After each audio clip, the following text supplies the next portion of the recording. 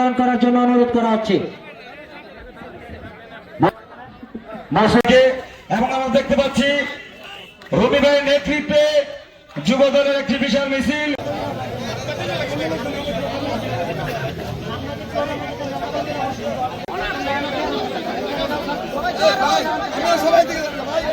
অনুরোধ করা হচ্ছে।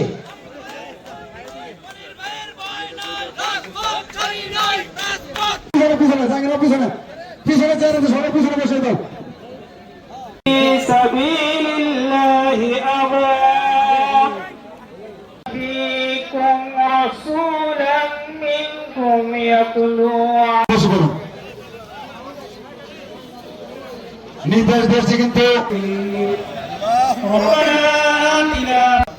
বীর মুক্তিযোদ্ধা কাজী মনিরুজ্জামান মনির সাহেব উক্ত অনুষ্ঠানের সভাপতি সহযোগিতা যারা এসেছি সারাদিন রোজা রেখে আমরা সবাই ইফতার করব।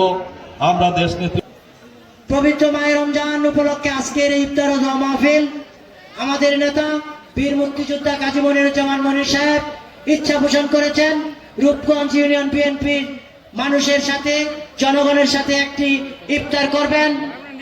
শহীদ জিয়ার নেতৃত্বে আমি জাতীয়তাবাদী যুব দলের নেতা হিসেবে আমি আজকে যুব দলের নেতা। একইভাবে আমি শহীদ জিয়ার হাত ধরে যুব দলের নেতা হিসেবে যুব দলের সিদ্ধান্ত করেছিলাম। আমি অঙ্গীকার করে বলতে চাই, এই বাংলাদেশ আমার বাংলাদেশ, এই বাংলাদেশ আমাদের বাংলাদেশ।